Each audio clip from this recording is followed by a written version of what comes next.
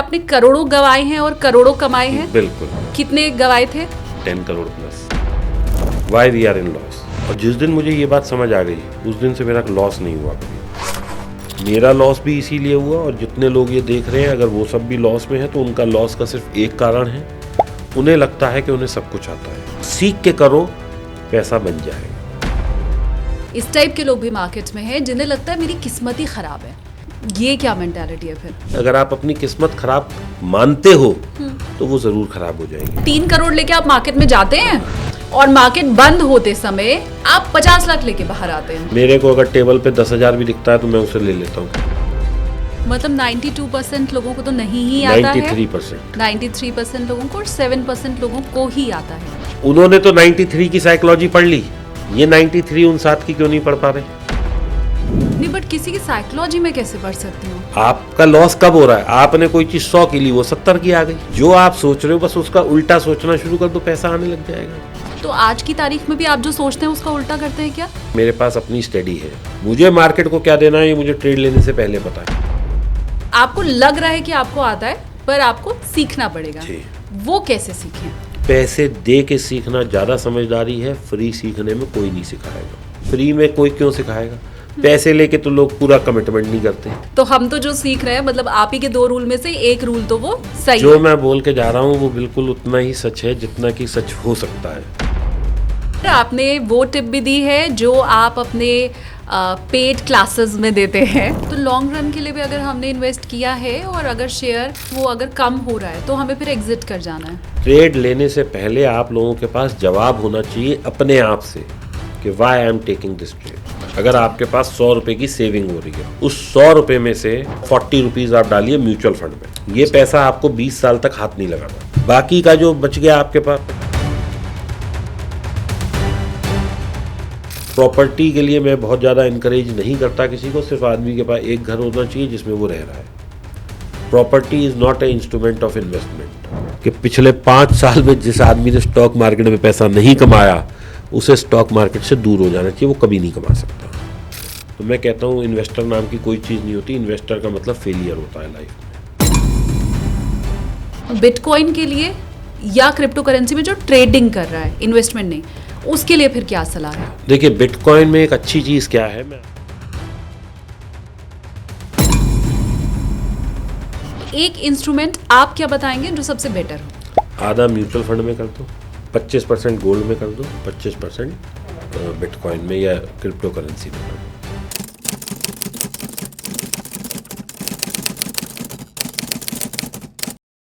Hello everyone, पैसा बोलता है विद SKT देखना शुरू कर चुके हैं आप। मैं शालिनी कपूर तिवारी फाइनेंस से जुड़ी हुई सारी खबरें और टिप्स इसी चैनल पर लेकर आपके लिए हाजिर रहा करूंगी।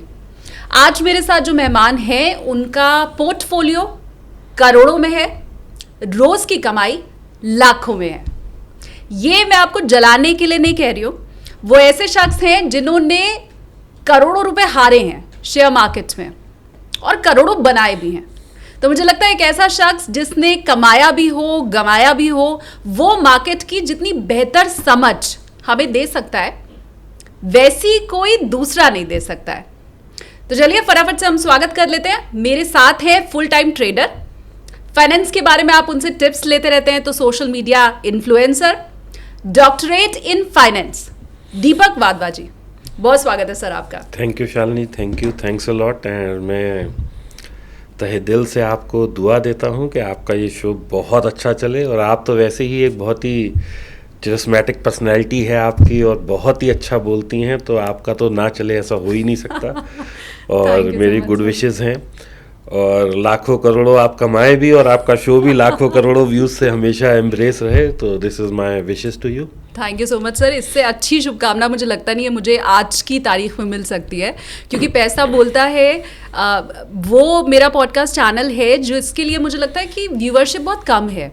आप जहाँ पैसे रुपए के बारे में लोगों को समझाना शुरू करते हैं, एडुकेट करना शुरू करते हैं, बजाय इसके कि रातों रात लखपति बन जाओगे, करोड़पति बन जाओगे, तो वैसी व्यूअरशिप थोड़ी डाउन हो जाती है। तो इससे अच्छी विश तो मेरे लिए कुछ हो नहीं सकती आज के समय में। बट ये मैंने तो ठीक बोला ना कि आपने करोड़ों गवाए हैं और करोड़ों कमाए हैं? बिल्कुल। कितने गवाए थे? बड़ा नंबर था। आप बता दें, हालांकि आपने ये कई जगह मुझे लगता है आपकी स्टोरी। नहीं, मैंने कहीं भी एक्चुअल फिगर नहीं रिवील की है, बट लोगों का 6 फिगर्स में होता है, मेरा 7 में 8 फिगर्स में था मेरा। ओके। 8 फिगर्स का मतलब है 10 करोड़ प्लस। तो ये पैसे थे आपके पास और आपने गवा दिए, मतलब 10 करोड़ थे आपकी झोली में जी, और वो पूरे के पूरे चले गए। जी। क्या ये सभी के साथ होता है कि जितने पैसे हैं मेरे पास वो सारे चले जाएं, या लोग हारते हैं जीतते हैं, हारते हैं जीतते हैं? देखिए शालिनी जी, मेरे को ना लॉस लेने के बाद एक चीज़ समझ आई, और वो चीज़ ये थी कि हम लोग मतलब लॉस क्यों लेते हैं, why we are in loss. और जिस दिन मुझे ये बात समझ आ गई, उस दिन से मेरा लॉस नहीं हुआ कभी। मेरा लॉस क्यों होता था? There are 3 reasons for that. 1, I had huge greed, मतलब कि मेरे को ये लगता था कि रातों रात मुझे करोड़पति होना है। क्योंकि मेरा करोड़ों का लॉस है, तो मैं 5-10 हज़ार कमा के कभी बुक ही नहीं करता था। मुझे हमेशा ये लगता था कि मैंने खोए तो लाखों करोड़ों रुपए हैं, अगर मैं 10,000 कमाऊंगा तो मैं कैसे कमा पाऊंगा? तो दिस इज़ अ मिथ। मुझे 10,000 भी स्क्रीन पे छोड़ने नहीं है। I don't have to leave any money on the table, I have to collect it all. This is 1। 2, early money या अर्ली पैसा एकदम से आ जाए ऐसे नाम की कोई चीज़ नहीं होती। Stock market is like a business, ये लॉटरी की टिकट नहीं है। ग्रीड होना और एक्सटेंसिव ग्रीड होना 2 चीज़ अलग हैं। तो अगर हम मार्केट में आते हैं तो हमें ये सोचना चाहिए कि अगर मार्केट नहीं तो क्या। आज मैं अगर मार्केट से पैसा कमा रहा हूं, तो अगर मैं इस पैसे को मार्केट में ना लगाऊं तो मेरे पास क्या विकल्प है? मैं कोई बिजनेस करूंगा, मैं कुछ ट्रेडिंग करूंगा। ट्रेडिंग मतलब जैसे ये ग्लास खरीदा बेचा या कुछ भी चीज़ की ट्रेडिंग जो होती है, किसी ब्रांड के साथ मिलके उसका माल बेचूंगा, रेस्टोरेंट खोलूंगा, फैक्ट्री लगाऊंगा, दुकान खोलूंगा, यही विकल्प हैं सारे। तो इन सब में कितना मुनाफा है? कोई यहाँ पे क्या पैसा 1 का 2 होता है? नहीं। तो फिर मैं ट्रेडिंग जब करने बैठता हूँ तो मुझे ऐसा क्यों लगता है कि मेरे को अपना पैसा 1 का 2 करना है? तो ये सोच बदलनी पड़ेगी। तीसरा, मेरा लॉस भी इसीलिए हुआ, और जितने लोग ये देख रहे हैं अगर वो सब भी लॉस में है तो उनका लॉस का सिर्फ एक कारण है, उन्हें लगता है कि उन्हें सब कुछ आता है। They think that they know everything. लेकिन अगर आता ही होता तो लॉस में नहीं होते। That means there is something missing, चाहे वो साइकोलॉजी हो, चाहे वो नॉलेज हो, चाहे वो माइंडसेट हो, कुछ भी हो। आज अगर आप घर से आई, कार चला के आई, अगर आपको कार सही ठीक ठाक चलानी आती है तो ही आप घर से यहाँ तक पहुँची ना। हाँ। अगर कहीं आपका 2 बार एक्सीडेंट हो रहा है, या हफ्ते में आप 10 दफ़ा एक्सीडेंट कर रही हैं, या महीने में 10 दफ़ा कर रही हैं, दैट मीन्स कहीं ना कहीं आपके चलाने में कुछ कमी है। ठीक बात। तो ये चीज़ हर आदमी को समझनी पड़ेगी। जो 10 साल से ट्रेडिंग कर रहे हैं लोग, उनको भी समझनी पड़ेगी। ये कहना कि मेरे को तो सब कुछ आता है, मैं तो 10 साल से ट्रेड कर रहा हूँ। तो मेरा सवाल ये है कि भाई अगर 10 साल से तुम ट्रेड कर रहे हो और तुम्हें सब कुछ आता है, तो फिर लॉस क्यों है? तो ये 3 चीज़ जब हमारे दिमाग में आ जाएंगी, पहला ग्रीड को छोड़ना पड़ेगा, दूसरा माइंडसेट को प्रिपेयर करना पड़ेगा, तीसरा अगर नहीं आता भाई तो इसे छोड़ दो, और अगर नहीं छोड़ पा रहे हो तो सीख के करो, पैसा बन जाएगा। सीखना सबसे इम्पॉर्टेंट है। आप कहो जी मेरे को तो 10 साल का तजुर्बा है, मैं चार्ट भी देख लेता हूँ, मैं ऑप्शन डेटा भी पढ़ लेता हूँ, मैं ये भी कर लेता हूँ, मैं जो भी कर लेता हूँ। हाँ। भाई आप कुछ भी कर लेते हो, सामने वाला आपसे स्मार्ट है तभी तो आप हार रहे हो और वो जीत रहा है। हाँ। सो सिंपल थिंग है, you have to be at par with at least the person जो आपके सामने बैठा है। हाँ। बहुत सिंपल सी चीज है। मतलब 92% लोगों को तो नहीं ही आता है, 93%। 93% लोगों को, और 7% लोगों को ही आता है। मैं इसका एक और आपको विकल्प देने की कोशिश करता हूँ। हाँ। कि 93% जो लोग कर रहे हैं, जो चीज़ कर रहे हैं 93, वो उन 7 को पता है। तो जैसे ही आप जहाँ पे घुसते हैं वो वहीं पे सेलिंग शुरू कर देते हैं। ये भी तो हो सकता है ना। हाँ। कि उन्हें पता है कि आप क्या करने वाले हो, तो आप क्यों नहीं जान लेते कि वो 7% लोग क्या करने वाले हैं? उन्होंने तो 93 की साइकोलॉजी पढ़ ली, ये 93 उन 7 की क्यों नहीं पढ़ पा रहे? अब आप सोचो आउट ऑफ द बॉक्स सोच के। नहीं, बट किसी की साइकोलॉजी में कैसे पढ़ सकती हूँ? अरे जहां आपको लग रहा है कि आपको बाय करना है और आप बाय करके लॉस ले रहे हो, वहां आप सेल कर दो। क्या इसमें दिक्कत वाली बात है? आपका लॉस कब हो रहा है? आपने कोई चीज 100 की ली, वो 70 की आ गई। हाँ, तो 100 में खरीदने के बजाय बेच लो ना। 100 की खरीदी, 70 में कवर की, 30 रुपए घर आ गए। 100 की खरीद के 130 में बेचने वाले थे, हाँ। 100 की बेच के 70 में कवर कर लो, कौन सी बड़ी बात है? सेल करके प्रॉफिट लिया जाए। नहीं नहीं नहीं, मेरा ये नहीं कह रहा सेल करके लिया जाए। हाँ। मैं ये कह रहा हूं कि जो आप सोच रहे हो बस उसका उल्टा सोचना शुरू कर दो, पैसा आने लग जाएगा। ये क्या थंब रूल है? ऐसा मुझे लगता है, मैं तो ऐसे ही सोचता हूँ। नहीं तो आज की डेट में भी, क्योंकि आपने इतना घाटा सहा, इतना प्रॉफिट लिया, तो आज की तारीख में भी आप जो सोचते हैं उसका उल्टा करते हैं क्या? मेरे पास अब तो तो- अपने सेट ऑफ रूल्स हैं, मेरे पास अपनी स्टडी है। हाँ। मैं तो ये उन लोगों के लिए कह रहा हूँ कि 93% लोग जो लॉस ले रहे हैं, वो लॉस ना लेके सिर्फ जिस दिशा में बैठ रहे हैं, उन्हें लग रहा है बाजार ऊपर जाएगा, हाँ। तो वो बाय कर लेते हैं। उन्हें लग रहा है बाजार नीचे जाएगा, वो सेल कर देते हैं। हाँ। और लॉस ले लेते हैं। हाँ। इसकी जगह ऐसे की जगह ऐसे बैठ जाएं और ऐसे की जगह ऐसे बैठ जाएं तो मुनाफा नहीं आ जाएगा। बिल्कुल, जो किया था उसका उल्टा कर देते तो प्रॉफिट ही हो रहा बस होता। यही गेम है। ओह गॉड, इस नज़रिए से तो सोचा ही नहीं था कभी। मुझे ये बताएं, क्योंकि ये इस टाइप के लोग तो हैं जो ये सोचते हैं कि मुझे सब आता है और वो लॉस देते हैं। इस टाइप के लोग भी मार्केट में हैं जिन्हें लगता है मेरी किस्मत ही ख़राब है, मेरे खरीदते ही गिरने लगता है, मेरे बेचते ही चढ़ने लगता है। तो ये जो किस्मत ख़राब सोचने वाले लोग हैं, उनको लगता है आता तो सब है, किस्मत साथ नहीं देती वरना कमा लेता। ये क्या मेंटालिटी है फिर? मैं कहता हूँ किस्मत सिर्फ उस आदमी की खराब है जो खटिया पे पड़ा हुआ है, हॉस्पिटल में लेटा हुआ है, पानी भी नहीं पी पा रहा, जिसको अपने छोटे छोटे काम करने के लिए भी हेल्प की ज़रूरत है। सिर्फ उसकी किस्मत खराब है। अगर आपके हाथ पैर सलामत है, भगवान ने सोचने समझने की शक्ति दी है, तो कोई किस्मत खराब नहीं है। अगर आप अपनी किस्मत खराब मानते हो तो वो ज़रूर खराब हो जाएगी। Because what you think you perceive you attract that. मैं बहुत फर्म बिलीवर हूँ लॉ ऑफ अट्रैक्शन का, what you think you can achieve का, और मैं बहुत फर्म बिलीवर हूँ हाउ टू स्केल अप का। यानी कि आपको अपनी कहाँ तक ऊंचाई को छूना है ये आपके हाथ में है। और हमारी तो माइथोलॉजी में शुरू से सिखाया जाता है ना कि आप दृढ़ निश्चय कर लो तो पहाड़ को भी हिला सकते हो। आज तक किसने पहाड़ हिलाया? दैट इज ए सिनोनिम कि अगर आप अपनी इच्छा शक्ति को प्रबल कर लें तो you can achieve what you can think. ये तो बात है। और मैं इस चीज़ पे एक उदाहरण देता हूँ।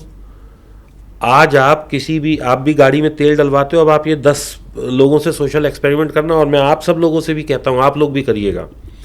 आप गाड़ी में तेल डलवाने उतरो गाड़ी से, और उस जो बॉय वो डाल रहा है ना तेल, डिस्पेंसिंग बॉय बोलते हैं उसे, उससे बोलो भाई आप क्या करना चाहते हो लाइफ में? अगर आपको एक विश मिल जाए आप क्या करना चाहते हो? तो वो ये बोलेगा कि मैं यहाँ इस पेट्रोल पंप का मैनेजर बनना चाहता हूँ। कोई 100 में एक बोलेगा कि मैं इस पेट्रोल पंप को ओन करना चाहता हूँ। कोई आपसे ये बोलेगा कि मैं तो अपनी रिफाइनरी लगाना चाहता हूँ। नहीं, धीरू भाई अंबानी ने यही बोला था, इसीलिए वो धीरू भाई अंबानी है। सोचो इतना बड़ा, होगा नहीं होगा वो तो एक अलग चीज़ है। अपनी सोच पे क्यों कंजूसी दिखाएं? ठीक बात। भाई जब तक आप सोचोगे नहीं तब तक आप बढ़ोगे नहीं। और मैं आपको एक बात बताता हूँ। एक बार मैं एक बहुत बड़े प्रचंड व्याख्यात पंडित के पास गया जब मैं लॉस में था। उस दिन से मेरा पंडितों पे विश्वास उठ गया। हालांकि मैं फॉलो करता हूँ कुछ चीज़ें, लेकिन मुझे ये लगता है कि उन्हें भी कोई खास ज्ञान नहीं है, क्योंकि वो लोग किसी भी बात का जवाब नहीं दे पाए मेरी। और ये आप भी समझिएगा, और आप भी आज के बाद से पंडित वंडित सब भूल जाएंगी। मेरा दूसरा नंबर था, मेरे से आगे एक साहब बैठे थे, और वो पंडित जी बहुत प्रचंड पंडित थे। उनका अपॉइंटमेंट के लिए 3-3 महीने आगे की डेट है। जयपुर में वो बैठते हैं। तो उसके बाद मतलब क्योंकि what they were talking I could listen, मतलब that was not a close chamber type pandit नहीं थे वो, मतलब वैसे ओपन सा था। वो सामने बैठते थे और जो भी यजमान थे वो आगे बैठते थे। तो वो बोला कि साहब वो he was actually A transport owner या कुछ था, तो वो ट्रक ड्राइवर वगैरह भी हो सकते हैं, मैंने ध्यान नहीं दिया। लेकिन उन्होंने कहा साहब मेरे ऊपर ना कर्जा बहुत है। तो पंडित जी ने कहा कितना कर्जा है? तो उसने कहा मेरे ऊपर 10 लाख का कर्जा है। ठीक है। तो पंडित जी ने उनको एक कहा कि भाई आगे चल के ना तुम्हारा शुक्र ठीक होने वाला है और तुम बहुत पैसा कमा लोगे। तो उसने पूछा पंडित जी ने कि भाई मतलब उसने पूछा कि कितना पैसा कमा लूँगा मैं, तो उसने कहा सर ये कर्जा उतर जाएगा आपका 7-8 महीनों में। तो उन्होंने कहा क्यों? उसने कहा तू कुछ भी नहीं करेगा तो तेरा शुक्र ठीक हो रहा है, तेरे पास पैसा आ जाएगा। मैंने कहा भाई ये तो बड़ी अच्छी बात है, वेरी गुड टेक्नोलॉजी। अगला नंबर मेरा था। तो उन्होंने देखते ही कहा भाई, क्योंकि पंडित को ये दिखाना बताना है कि भाई ही इज़ वेरी टैलेंटेड और मैं तो परेशान गया ही हूँ। मैंने कहा आपका शुक्र ठीक हो रहा है 7 महीने बाद, तो आपका पैसा वैसा खूब आ जाएगा। मैंने कहा जी मेरे पे 10 करोड़ का कर्जा है। बोले हाँ हो जाएगा। And that was the only time I went to the pandit. उसके बाद मैं कभी पंडित के पास नहीं गया, क्योंकि वहां से मेरा दिमाग ये सोचने में लग गया कि उसका शुक्र ठीक होगा तो वो तो 10 ही लाख कमा पाएगा, और मेरा शुक्र ठीक होगा मैं 10 करोड़ कमा पाऊंगा। तो ये भेद क्यों? वो क्यों नहीं 10 करोड़ कमा पाएगा? ठीक बात। मैं इस बात पे इतना ज़्यादा मेरा फोकस हो गया कि मैं पंडित वंडित और अपनी जो दक्षिणा दी थी मैं भूल गया। मैंने कहा पंडित जी मेरे को काम है, मैं चला। वो भी बोले अपॉइंटमेंट हमारा एक ही बार मिलता है साहब। मैंने कहा जी मुझे चाहिए ही नहीं। मैंने कहा आपको अकल ही नहीं है तो मैं क्या करूं? ठीक बात। बाहर निकल के मैंने सोचा कि भाई 12 राशि हैं, 12 लोग हैं। अगर शुक्र ठीक होने से ही हो तो इनमें से 12 में से एक का शुक्र तो हर वक्त अच्छा चल ही रहा होगा। बिल्कुल। तो क्या वो सेट ऑफ लोग करोड़पति बन रहे हैं? नहीं बन रहे। दूसरा, मैं पैदा हुआ 3:05 पे, मान लीजिए 3:06 पे भी तो कोई पैदा हुआ होगा, और प्रहर जो होता है वो 6 घंटे का होता है, यानी कि 6 घंटे तक आपकी राशि चेंज नहीं होती। तो ऐसा क्यों बोला जाता है कि अगले ही क्षण जो बच्चा पैदा हुआ उसकी कुंडली अलग है और मेरी अलग है? अगर स्टार्स का देना है तो स्टार तो फिर सबको बराबर देंगे एकदम। हर 6 घंटे में जितने भी बच्चे पैदा हो रहे हैं, चाहे मैं यहाँ हो रहा हूँ, कोई कहीं हो रहा है, कोई कहीं हो रहा है, तो सबका बराबर होने चाहिए। 6 घंटे क्या, एक उसी समय, उसी मिनट, उसी सेकंड पे पैदा अब हुए जो दो जुड़वा लोगों की बच्चे किस्मत होते अलग है। हैं 1 सेकंड 2 सेकंड 5 सेकंड का जिनमें फर्क होता है, हाँ। उनकी भी कुंडली अलग अलग है। एक को बाप प्यार करता है, एक को बाप प्यार नहीं करता। एक के पास करोड़पति है, एक बिल्कुल बेचारा सड़क पे है। तो दैट मीन्स कहीं ना कहीं भाई इसमें स्टार्स का तो इतना रोल है ही नहीं। ठीक बात। फिर रोल किसका है? कर्मों का, लर्निंग कोई का। कर्मे वर्मों का भी फल नहीं है। हाँ। कर्म का फल कैसे है? आपको पिछले जन्म के कर्म या इस जन्म के कर्मों का फल मिल रहा है और उसका नहीं है। ये सिर्फ गेम सारा माइंडसेट का है। जो आदमी जितना पॉजिटिव, जितना अच्छा, जितना भला, जितना बड़ा सोच सकता है, ये प्रकृति उसको उतना देती है। आप मंदिर में जाके प्रार्थना कर रही हैं, आप में और वो जो बाहर खड़ा है भिखारी, उसमें क्या फर्क है? आप, सॉरी मैं ये वर्ड यूज कर रहा हूँ, नहीं एकदम ठीक बात है।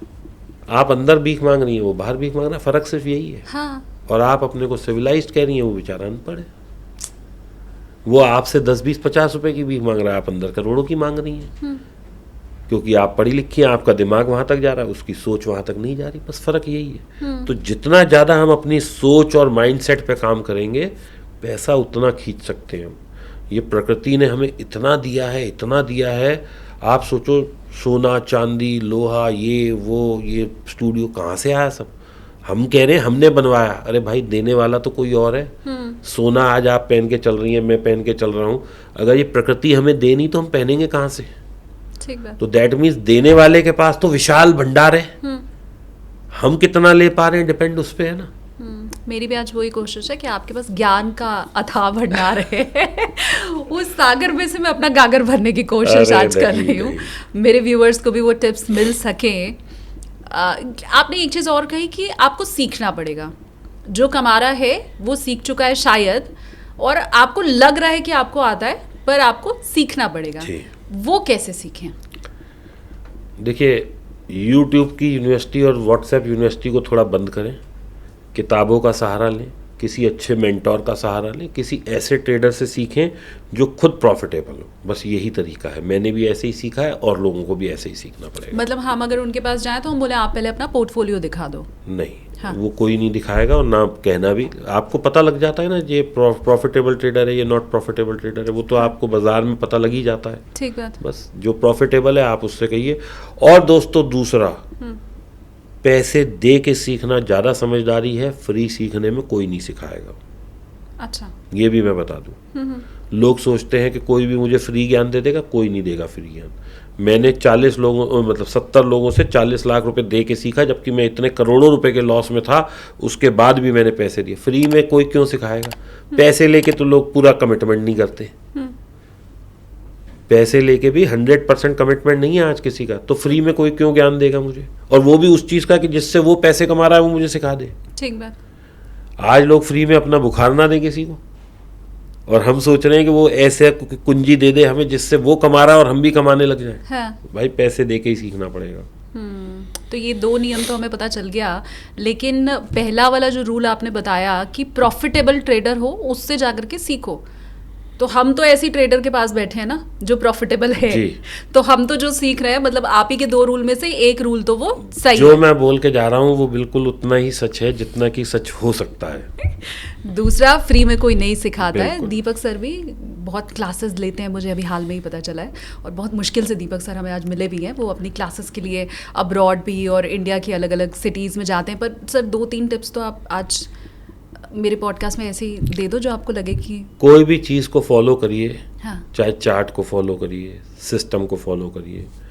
ट्रेड लेने से पहले आप लोगों के पास जवाब होना चाहिए अपने आप से कि why I am taking this trade. क्या मैं किसी के कहने पे ले रहा हूँ? अगर किसी के कहने पे ले रहा हूँ तो बिल्कुल नहीं लेना, चाहे वो टीवी हो, न्यूज़पेपर हो, ट्रम्प साहब हो, कोई भी हो, मुझे नहीं लेना ट्रेड।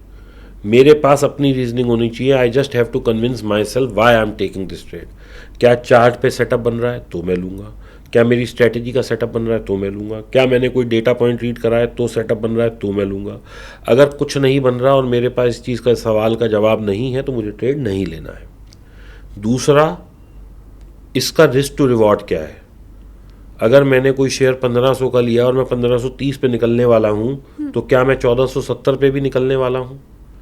अगर मैं उसे 1500 का शेयर लेके 1200 तक पकड़ के बैठा हूँ और मैं बोलूँ अपने आप को कि आई एम एन इन्वेस्टर, तो मैं कहता हूँ इन्वेस्टर नाम की कोई चीज़ नहीं होती। इन्वेस्टर का मतलब फेलियर होता है लाइफ में, क्योंकि प्रॉफिट तो आप 10 ही रुपये लेके निकलने वाले थे। हाँ। अब 1500 का स्टॉक 1200 आ गया, आप पकड़ के बैठे हो और आप अपना कॉलर ऊंचा कर रहे हो कि मैं तो लॉन्ग टर्म इन्वेस्टर हूँ। आप इन्वेस्टर नहीं है साहब, आप फेलियर हैं। इन्वेस्टर मैं उसे बोलता हूँ जो 1500 का शेयर हो गया और वो शेयर 2200 आ गया, वो अभी तक पकड़ के बैठा है क्योंकि ही हैज सेट इज गोल कि मैं तो डबल करके निकलूंगा चाहे 2 साल लग जाए। वो है इन्वेस्टर। आप में से कितने लोग हैं इन्वेस्टर? आप तो अपने फेलियर को इन्वेस्टर का नाम दे देते हैं। तो लॉन्ग रन के लिए भी अगर हमने इन्वेस्ट किया है और अगर शेयर या हमारा इन्वेस्टमेंट जो भी है वो अगर कम हो रहा है तो हमें फिर एग्जिट कर जाना है। मैडम, जिसने 1000 रुपये में सुजलॉन लिया था, सुजलॉन 6 रुपये आ गया, कहाँ तक पकड़ के, 1.5 रुपये आ गया, कहाँ तक पकड़ के बैठोगे? अब आप इसे इन्वेस्टमेंट बोलोगे या बर्बादी बोलोगे? ठीक है। येस बैंक लोगों ने 600 रुपये में लिया, गिरते गिरते गिरते 6 रुपये आ गया। 2100 वाला पेटीएम 375 आ गया। 2200 वाला वो कार्ड 175 आ गया और 23 साल 20 साल से वो वहीं खड़ा है। हम उसे इन्वेस्टमेंट बोलेंगे? हम इसे बर्बादी नहीं बोलेंगे। ठीक बात है। JP associate, jet Airways, Reliance power और रिलायंस कम्युनिकेशन, मतलब मेरे यूनिटेक, एडुकॉम, ये सब। यूनिटेक जो था 10,000 रुपये का शेयर था एक टाइम में, 10,000 वाला शेयर 50 पैसे पे बंद हो गया। मैं इन्वेस्टर हूँ? आप बताओ। ठीक बात। क्यों मोहब्बत नहीं करना। क्यों मेरा दिमाग वहाँ चलना बंद हो गया? क्यों मेरा दिमाग वहाँ काम नहीं कर रहा कि ये 10% गिर गया, भाई अब तो मुझे निकलना ही है? क्यों मैं 90, 95, 99% तक की वेट कर रहा हूँ कि भाई ये तो शायद अब बढ़ेगा, शायद अब बढ़ेगा? इतना कहीं दिल नहीं लगाना भाई, खास तौर पे पैसे में तो बिल्कुल भी नहीं। ये मत सोचो कि ये बढ़ेगा। अरे वो गिर रहा है तो किसी रीज़न से गिर रहा है। सब लोग तो उसमें अपना इंटरेस्ट लूज कर रहे हैं और आप सेवियर और वो बन के भगवान बन के पहुंच जाओ कि भाई तू गिर रहा है ना, चल मैं आ रहा हूँ मसीहा बन के तेरे लिए। हाँ। ऐसा मसीहा नहीं बनना भाई, पैसा कमाना है। बहुत से लोगों को ट्रेडिंग की या इन्वेस्टमेंट की समझ नहीं होती है, लेकिन उन्हीं की फैमिली में या उनके फ्रेंड में कोई एक शख्स ऐसा होता है जो ट्रेड भी कर रहा होता है, इन्वेस्ट भी कर रहा होता है, कमा भी रहा होता है। तो उन्हें ये लगता है कि मेरे पास मेरी खुद की तो समझ है नहीं, लेकिन उसने ये शेयर लिया है और वो गलत नहीं होता, इसलिए मैं भी ले सकता हूँ और उसके पद चिन्हों पे चल के मुझे प्रॉफिट हो सकता है। ये वो वाली टिप होती है जो फ़ोन पे आई हुई या पेपर में छपी हुई या टीवी वाली टिप से बहुत स्ट्रॉन्ग बिलीव वाली होती है। हम देख रहे हैं कि वो शख्स लगातार आगे बढ़ रहा है और उसने खुद ने हमें बताया कि मैंने ये स्टॉक लिया है। तो क्या वो वाला इन्वेस्टमेंट या ट्रेडिंग जो है वो फिर ठीक है या वो भी नहीं करना? शालिनी, मैं सबसे ये कहता हूँ, जो लोग दूसरे से पूछ के ट्रेड करते हैं, क्या वो रात को अपने घर पे सोते वक्त बाहर चिट लगा के सोते हैं कि आज मेरे घर की तिजोरी या लॉकर या अलमारी में 50,000 रुपये पड़े हैं, मेरी बीवी का गहना यहाँ पड़ा है, मेरे तकिए के नीचे इतना पैसा पड़ा है? जब आप किसी को कोई इन्फॉर्मेशन नहीं देते तो पहली चीज़ दूसरा आपको क्यों देगा? बड़ा सिंपल सा कंसेप्ट है मेरा। Why anyone will give you any information for free? ठीक है। आप किसी भी काम से कमा रही हैं, आप ये पॉडकास्ट से कमा रही हैं, ठीक है, या आप जो भी आपका रेवेन्यू मॉडल है, कल को मैं आपसे पूछूं कि Shalini share all your loop holes with me, will you do that? आपका मैं कितना ही सगा दोस्त बन जाऊं, विल यू डू दैट? मैं तो कर दूंगी। चलो, मेरे हिसाब से कोई कॉम्पिटिटर नहीं है, मतलब मैं तो कर दूंगी। चलो, बाई चांस आप कर दोगे, लेकिन कितने लोग करते हैं? हाँ, राइट। आज आप एक दुकान में जाओ, वो आपके चाहे दोस्त की दुकान क्यों ना हो, अगर ये फ़ोन उसको 1 लाख रुपए का आया है और वो 1,10,000 का बेचता है, तो वो बता देगा कि आपको 1 लाख का आया है और 1,10,000 में दे दूंगा मैं? नहीं। क्यों? बिकॉज उसने दुकान अपने कमाने के लिए ली है। अब आपको जो आदमी शेयर बता रहा है वो क्यों बता रहा है? पहली चीज़, अगर उसने आपको एक शेयर बताया है, 100% आपका लॉस होएगा ही होएगा। क्यों? क्योंकि वो तो 20 लेके बैठा है। हाँ। उसके लिए that is only 5% of his that investment. उसने अगर 20 शेयर ले रखे हैं और उसके पास 100 रुपए हैं, तो उसने सिर्फ उसमें 5 रुपए डाले हुए हैं। हाँ। वो 5 जीरो भी हो जाए तो बाकी जो 19 रुपए हैं वो उसको 5 कमा के देंगे, तो उसका तो यहाँ पे लॉस नील बटा सन्नाटा है। आपने केवल एक ही शेयर लिया है, अगर वो टूट गया तो आपकी तो 100% कैपिटल या 100% इन्वेस्टमेंट जा रही है। तो इसलिए किसी की भी सुनने से पहले ये समझो कि उसका पोर्टफोलियो साइज क्या है, उसकी रिस्क एपेटाइट क्या है, क्या मैं उतना रिस्क लेने को तैयार हूँ। और किसी से ये मत पूछो कि ये शेयर 100 वाला 200 होगा या क्या होगा। उससे ये पूछो, चल भाई 100 में तो मैं ले लूँगा, मुझे निकलना कहाँ है? अपसाइड तो आप खाओगे। उससे पूछो, भाई 100 वाले को 80 में निकलना है, 70 में निकलना है, 60 में निकलना है या 90 में निकलना है? Exit is more important, whether be it relations, be it friendship, be it any of your affairs or whatever. Exit word आदमी बिल्कुल अपने सामने लिख ले, where to exit. कुछ भी हो, लाइफ में टॉक्सिसिटी नहीं चाहिए, रिलेशंस में भी, प्रॉफिट में भी, लॉसेस में भी, कहीं भी।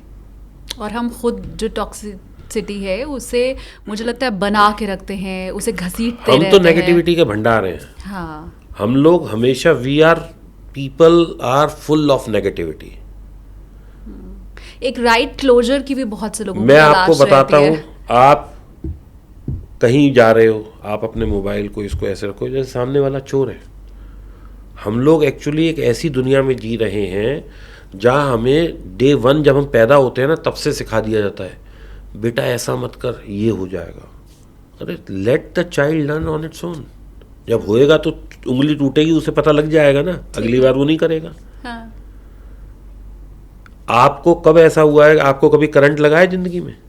बिजली का झटका जिसे बोलते हैं, अर्थिंग वाला लगा है, पर लगा है ना। हाँ। तो आपको एक बार लग गया, अब आप दोबारा जा जाके रोज उंगली देती है उसमें जाके? नहीं। क्यों? क्योंकि तो एक बार एक्सपीरियंस कर लिया आपने। हाँ। तो हर चीज का एक्सपीरियंस हो लेने दो ना एक बार। क्यों अपन दूसरे के मन में नेगेटिविटी बने? ये हो जाएगा, अरे जब होएगा तब देख लेंगे ना, क्या दिक्कत है? इन्वेस्टमेंट के पॉइंट ऑफ व्यू से हमें बहुत सी पॉलिसीज़ मिल रही होती हैं मार्केट में, बहुत सारे प्रोमिसेस के साथ। मैक्सिमम लोग मैंने देखा है कि बच्चा जब 2 साल का है तो वो 20 साल का होगा, हायर एजुकेशन के लिए चाहिए होगी, तो वो पॉलिसी हम लेते हैं। उससे मुझे लगता है मैक्सिमम 9% तक इंटरेस्ट मिलता है, किसी किसी केस में 10%, अदरवाइज 7, 8, 9 इतना ही होता है मैक्सिमम।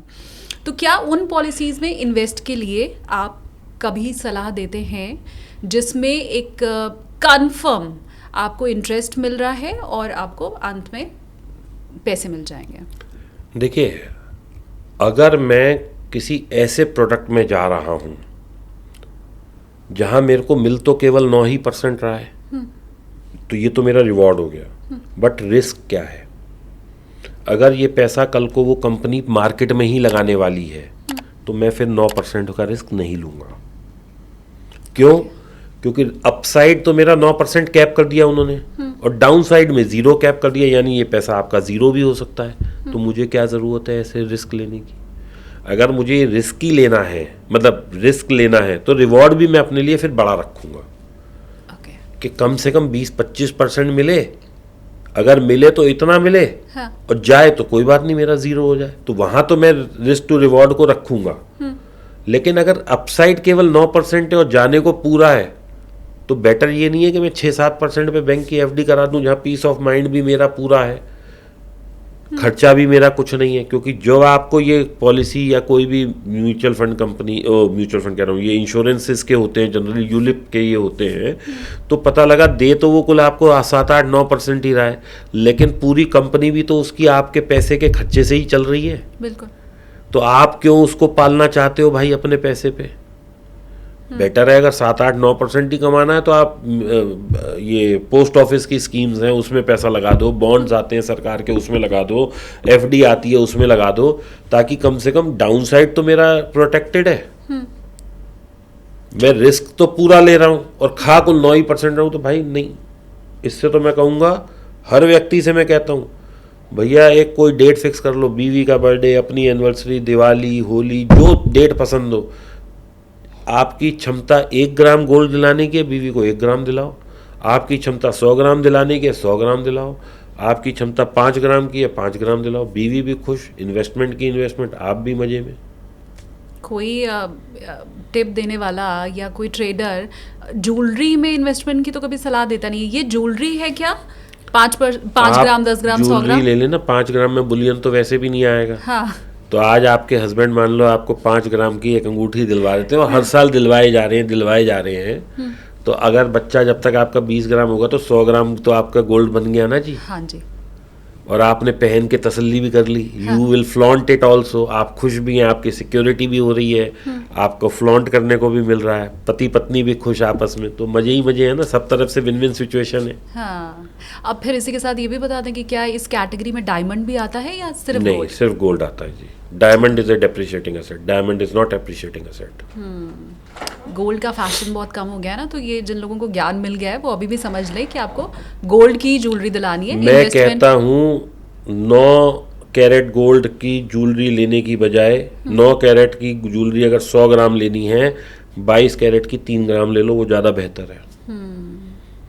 मैं ये एक दूसरे पॉडकास्ट में बता चुकी हूँ, क्योंकि आपके साथ आज चर्चा हो रही है तो मैं बता रही हूँ। संजय कठुरिया जी का मैंने पॉडकास्ट किया था, उनको मैंने बताया था कि मेरे पिताजी कोई भी इवेंट होता था, मैंने 10th पास किया, मेरी बहन ने 12th पास किया, मम्मी की एनिवर्सरी है, मेरा बर्थडे है, तो वो सीधे जाके सुनार की दुकान पे खड़ा कर देते थे और कहते थे कोई चेन ले लो या कोई ईयरिंग ले लो। तो हम, मतलब बच्चा क्या करेगा, जो डिज़ाइन सबसे अच्छी है वो लेगा, तो हम देख के कह देते थे ये वाली चाहिए, तो पापा कहते थे अरे ये तो बहुत हल्की सी है।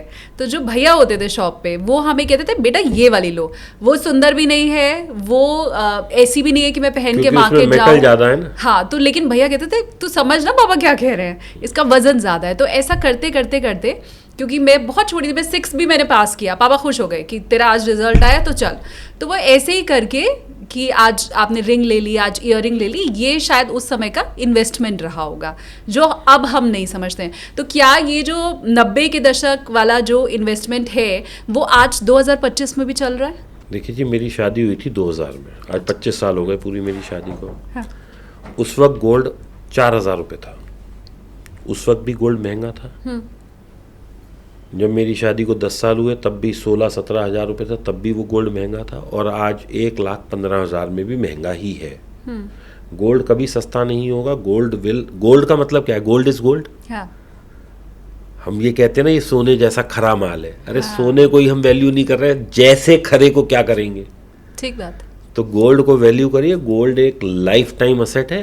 क्यों असेट है? क्योंकि गोल्ड की जो है डिमांड बढ़ती जा रही है, क्योंकि जितनी जनसंख्या बढ़ रही है तो डिमांड बढ़ रही है। और इसकी अवेलेबिलिटी सीमित है, क्योंकि ज़मीन से खनिज है ना निकल रहा है, तो कभी तो ख़त्म होएगा ही। जैसे तेल है कभी ख़त्म होएगा, गोल्ड है ख़त्म होएगा, चांदी ख़त्म होएगी, हीरा है और कम अवेलेबल है, तो ये चीज़ें ख़त्म होनी ही होनी है। हीरा मैं क्यों कह रहा हूँ कि वो एक डेप्रिशिएटिंग एसेट है, क्योंकि अब लैब ग्रोन डायमंड आ गया तो ओरिजिनल की वैल्यू ख़त्म हो गई। और कितने टाइम से हम देख रहे हैं कि सोरोस्की एक रिप्लेसमेंट ऑफ गोल्ड है, फिर अमेरिकन डायमंड या जर्कन जिसे बोलते हैं वो है, बीच में और भी 2-3 प्रकार के स्टोन्स आ गए जो कि रिप्लेसमेंट ऑफ डायमंड थे। तो डायमंड का क्या है, लुक्स आप आइडेंटिफाई से करके नहीं बता सकते कि ये रियल डायमंड है या ये फेक है। राइट। ठीक है, लेकिन गोल्ड गोल्ड ही रहता है। गोल्ड की जैसी चमक किसी में नहीं है। तो इसलिए गोल्ड को मैं बहुत ज़्यादा वो करता हूँ। और मेरी बीवी की भी यही कोशिश रहती है कि कभी पैसा घर में बच जाए तो वो कुछ छोटा मोटा बड़ा जो भी है वो ले आए। और मैं एक बहुत अच्छा तरीका आप सब लोगों को बता देता हूँ कि अगर आपके पास मान लो 250 रुपये आज आपके बच गए कैसे भी करके, अगले दिन जाइए 250 रुपये का गोल्ड का ETF खरीद लीजिए। अब investment is in your gold, चाहे वो, और मैं सबसे ये कहता हूँ इन्वेस्टमेंट का कोई अपर कैप नहीं होता, ना ही कोई लोअर कैप होता है। 250 रुपये भी आप सेव कर पा रहे हैं तो उसमें भी यू शुड फील प्राउड कि मैंने 250 रुपये इन्वेस्ट करे हैं। ये मत सोचिए कि 1,15,000 रुपये तोले का गोल्ड है, मेरे 250 से क्या होगा। अरे 250 करके ये 1 लाख कब बन जाएगा पता भी नहीं लगेगा। ये जैसे सिगरेट का नशा होता है, शराब का नशा होता है, ऐसे ही जब आप इन्वेस्टमेंट मोड पे या इन्वेस्टमेंट स्प्री पे आ जाते हैं ना, ये भी एक नशा बन जाता है। आपको लगता है अच्छा अब मेरे 50,000 डूब गए, मुझे 1 लाख करने हैं, फिर आप जद्दोजहद से लग जाते हैं 1 लाख करने पे, फिर आप अपने लिए टारगेट सेट करते हैं मुझे 10 लाख रुपए जोड़ने हैं। तो वो आपके लिए ना एक वो नशा हो जाता है। आप जगह जगह से पैसे बचाते हैं और उसको अपना अकम्प्लिशमेंट करते हैं पूरा। तो आप ये मत सोचिए कि मैं कैसे 1,10,000 रुपये तोले का गोल्ड लूँगा। अरे आपके पास 10,000 बच रहे हैं, आप 10,000 के गोल्ड बीज ले लीजिए। जब आपके गोल्ड बीज के यूनिट इतने हो जाएं कि वो 10 लाख के हो जाएं, उसको वहाँ से सेल करिए और फिजिकल गोल्ड ले लीजिए। आज आप 250 रुपये या 500 या 1,000 रुपये का गोल्ड लेने सुनार की दुकान पर जाएंगे, एक लौंग भी नहीं आएगी। ठीक बात। लेकिन ये 1,000 जोड़ते रहिए डिजिटली। अगर ये 1,000 वाले 1,200 हो गए तो लौंग भी तो 12 उतने की हो गई। तो मेटल में ही आपका इन्वेस्ट हो रहा है। जो आप सुनार से लेके आएंगे उसमें तो 10-15-20% का आपको डेप्रिसिएशन देना पड़ेगा, क्योंकि आपने मान लो 1 किलो या 100 ग्राम गोल्ड लिया तो वो आपसे मेकिंग चार्ज, वेस्टेज, लेबर, ये वो सब लेगा। वहाँ तो आप मेटल का ही पैसा दे रहे हो ना, और कुछ दे ही नहीं रहे। हाँ। तो आप मेटल इकट्ठा करते रहिए इन फॉर्म्स ऑफ ETF। हाँ। और जब वो आपका बढ़ जाए या आपके पास पर्याप्त धन हो जाए तो आप वहाँ बेचिए, यहाँ खरीद लीजिए।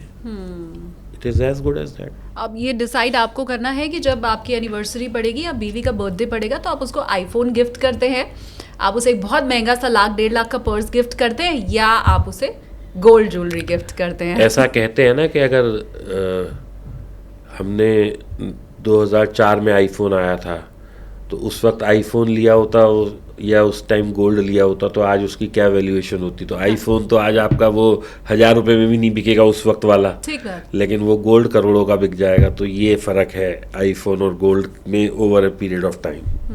अच्छा, ट्रेडिंग आपने कब से शुरू की? वो ईयर कौन सा था? 2012 से। 2012 से। हम अगर मतलब मैं अगर बहुत पहले जाऊं, 90 के दशक में जाऊं, जब अलग अलग स्टॉक एक्सचेंज हुआ करते थे, तब भी लोग घाटा देते थे शेयर मार्केट में। घाटा ही देने आते हैं लोग यहाँ। उस समय इतना आपको, जैसे अब YouTube पे आपको कोर्सेज मिल जाते हैं, हमारे पास दीपक वाधवा सर हैं जो हमें सामने बैठ करके समझा रहे हैं, तब ये चीज़ें भी अवेलेबल नहीं थी। इतनी एजुकेशन के बाद और आप जैसे लोग जो सिखा रहे हैं हर रोज़ लोगों को कि कैसे ट्रेडिंग करो, कैसे करो, उस समय ये चीज़ें नहीं थी। तो जब आप एडुकेट नहीं होते थे इन्वेस्टमेंट के बारे में, आप तब भी लॉस दे रहे थे, और आज जब आपके पास सारे कोर्सेज हैं, आपके पास इनफ मटेरियल है यूट्यूब पे, सोशल मीडिया पे सीखने का, आप तब भी लॉस दे रहे हैं। तो क्या आप कुछ मुझे कंपेयर करके तब और अब का बता सकते हैं कि वो क्या चीज़ है जो इतना सीखने के बाद भी नहीं सीख पा रहे? देखिए, तब तो कोई एजुकेशन नाम की चीज़ होती नहीं थी, यूट्यूब हमें पता था, मतलब मेरे को यूट्यूब पता लग गया था 2004 या 5 में, कुछ ऐसा पता लग गया था कि यूट्यूब नाम की चीज़ होती है। हाँ, लेकिन क्योंकि लेकिन उस समय इंटरनेट बहुत, इतना महंगा था कि कौन true, उसे देखता था। हाँ, और मैंने तो उस दौर में इंटरनेट चलाया है, शायद 90 की बात है, मैंने 98 से शुरू किया कि चलाना। टेलीफोन से हम कनेक्ट होते थे, Right, मॉडेम होता सत्यम था, का मेरे घर सत्यम या रहा, BSNL का पैक और आता था, पूरी रात फ्री रहता था वो इंटरनेट। एग्जैक्टली 10 बजे से 10 बजे तक, और लोग याहू चैट पे खूब बातें करते थे। और Right. बाद में पता लगता था कि एंजल प्रिया जो है आपका पड़ोसी ही निकल आया। अच्छा, तब भी एंजल प्रिया होता था? तभी Okay. एंजल प्रिया तब से ही चालू थी। अच्छा, ओके, हाँ। तो तब सब याहू, चीजें, chat याहू room चैट, होते थे, यस, right, बहुत हाँ। सारे चैट रूम्स होते थे, वहां जाते थे लोग, रात रात भर चैट करते रहते थे। हॉटमेल पे पहला हमने हाँ, ईमेल email, बनाया हुआ yes. है, और याहू पे बनाया है, जीमेल तो बाद में आया और बहुत पॉपुलर बाद हो में गया, आया। राइट, हाँ। 2004 में शायद जीमेल पे मैंने बनाया था अपना पहला अकाउंट। और जीमेल तो जब आया था तो बड़ा इसमें तमाशा था। अब तो जैसे आप गए, आपने 10 अकाउंट बनाए, तब इट वाज रेफरल। मेरा एक दोस्त था हाँ। इटली में, उसने मुझे भेजा था रेफरल, तो मेरा तब आप जीमेल का बना अकाउंट सकते बना थे, था। राइट। तो देखिए, नॉलेज क्या है कि आज की तारीख में बुक्स कोई नहीं खरीदता। आज हम लोग जो है सॉफ्ट बुक्स पढ़ लेते हैं, आईपैड पे पढ़ लेते हैं।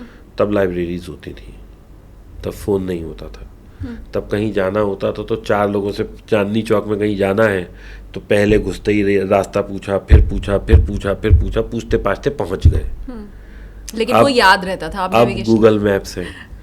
पहले जब 92, 93 या 90s में हम लोगों को लोगों के नंबर याद रहते थे, क्योंकि हम नंबर देखते थे, डायरी में लिखते थे। आज मेरे मोबाइल में 6,500 नंबर हैं, और मेरे ख्याल से इसमें से 6,500 में से 6,300 नंबर ऐसे होंगे जिन्हें मैंने पिछले 5 साल से कांटेक्ट भी नहीं किया। तो मैं क्लटर भरता जा रहा हूँ, क्योंकि मेमोरी बढ़ती जा रही है ना, मैं क्लटर भरता जा रहा हूँ। पहले सिम में आता था 256 ही नंबर होते थे, तो आप सिर्फ उन लोगों को करते थे जो आपके रेगुलर टच में रहते थे। अब ये फ़ोन मेमोरी आ गई, डाले जाओ। क्यों? आपका डेटा कोई और एक्सेस कर रहा है, उसे फ्री में डेटा आप भर भर के दे रहे हो। हाँ, यही तो हो रहा है। राइट। हम सोच रहे हैं कि हमारे मोबाइल का डेटा सेफ है। हमारा मोबाइल का डेटा तो हमारे पास है ही नहीं, हम तो गूगल पे रखा हुआ। जो चीज़ दूसरे के पास है वो तो उसकी प्रॉपर्टी है, हम कौन सा पैसा दे के ले रहे हैं? फ्री ले रहे हैं ना उसका सॉफ्टवेयर, तो फ्री में तो फ्री वाला वो भी यूज़ कर रहा है, हम भी यूज़ कर रहे हैं। तो अब प्रिवेसी नाम की कोई चीज़ नहीं है आज की तारीख में। आप फ़ोटो खींचते हैं, आपको लग रहा है मेरे फ़ोन में, अरे भाई वो तुम्हारे फ़ोन में नहीं है, सबके पास है। जिस दिन मिसयूज़ होनी होगी हो जाएगी। ना वो आईफोन में है ना वो है, सब आपके सर्वर पे। सर्वर कभी भी हैक हो सकता है। कोई भी दुनिया का चीज़ ऐसी नहीं है डिजिटली जो बनी है वो हैक नहीं हो सकती। एक ने सिक्योरिटी बनाई, दूसरे ने सिक्योरिटी का हैक बना लिया। ईवीएम हैक हो सकती है? ईवीएम का मुझे नहीं पता जी। ये देखिए, मैं उन चीज़ों पे ठीक कमेंट है। कभी नहीं करता जो कि मेरे सोच से परे की बातें हैं। ठीक है, ये done, देखना hardly। सरकार का काम है, और अपोजिशन वो आपस में निपट ले। मैं I am too small to comment on this. तो एजुकेशन जो है हम लोग इस वक्त ले नहीं रहे, हम लोग सुन रहे हैं। पहले हमें कुछ भी चीज़ होती थी, आज मैं आपको बताऊं, मतलब मैं बहुत दूर नहीं जाता, मैं अपने घर की बता रहा हूं। मैं औरों पे क्या कटाक्ष करूं। मेरे पास वो पहले भार्गव की एक डिक्शनरी आती थी और एक ऑक्सफोर्ड की डिक्शनरी आती थी। जैसे ही बच्चा 4th, 5th, 6th में आता था, पिताजी कहते थे बेटा ये डिक्शनरी पढ़ना सीखो, हाँ। ऐसे वर्ड देखते हैं। हाँ, अभी मैंने अपने बेटे को कहा कि बेटा ये डिक्शनरी में से वर्ड देख के बता। उसने गूगल में तो 1 मिनट में देख लिया, उसे डिक्शनरी कैसे देखते हैं देखनी ही नहीं आती, जबकि he is doing his graduation now. How can it's possible? जी, बच्चे आजकल they don't have any civic sense या सोशल सेंस, तो उनके अंदर है ही नहीं। अच्छा, जी, स्ट्रेंज। ये स्ट्रेंज नहीं, ये कटु सत्य है। हम लोग बहुत तेज़ी से चेंज हो रहे हैं, और हम लोग चेंज अपने जिसे कहते हैं ना खराब के लिए हो रहे हैं। आज से 20-30 साल में जो चेंजेस आए हैं दुनिया में, उतने चेंजेस 5,000 साल उससे पहले नहीं आए थे। तो बैक टू द टॉपिक, हमें क्या फिर बुक्स लेके सीखना है? आपको किसी भी ऐसी सोर्स ऑफ इंफॉर्मेशन से सीखना है जो ऑथेंटिकेट है। वो जो गूगल पे लिखा है, जो याहू पे लिखा है, जो नॉलेज आपको फ्री में मिल रही है, उसकी कोई ऑथेंटिसिटी का पता नहीं है। आप बुक से सीखिए और 3-4 जगह से रेफ़र करिए। अगर सब में एक ही बात लिखी है तो वो ठीक ही होगी। हम जब सीखने के ऊपर चर्चा कर रहे हैं तो मैं अगर इसमें थोड़ा सा बिटकॉइन के ऊपर चर्चा करना चाहूँ, मैं अभी पढ़ रही थी कि इस मंडे को बिटकॉइन, इथेरियम, सब जितने भी आपके ये मार्केट हैं उन सब में क्रैश हुआ है, अच्छा खासा हुआ है। किसी में 2%, किसी में 10% तक हुआ है और ट्रेडिंग इसमें भी लगातार जारी है। तो क्या आपको ये लगता है कि बिटकॉइन में जो ट्रेडिंग हो रही है, इथेरियम में हो रही है, ये लोग समझ पाए हैं, इसको सीख के कर रहे हैं लोग? देखिए, ये टोटली एक डिजिटल एसेट है। डिजिटल एसेट का मतलब है कि ये सिर्फ कंप्यूटर पे ही है, इसका कोई ये नहीं है, बैकअप नहीं है। राइट। बैकअप का मतलब मैं एग्जांपल दे देता हूँ लोगों को। जैसे हम रिलायंस का शेयर ले रहे हैं तो हमें दिख रहा है कि रिलायंस की एक रिफाइनरी चल रही है। हाँ। हम स्टेट बैंक का शेयर ले रहे हैं तो हमें जगह जगह स्टेट बैंक की ब्रांचेस दिख रही हैं। हाँ। हम HDFC बैंक का शेयर ले रहे हैं तो हमें दिख रहा है कि HDFC बैंक की ब्रांचेस चल रही हैं। लेकिन बिटकॉइन में हमें क्या दिख रहा है? कुछ नहीं।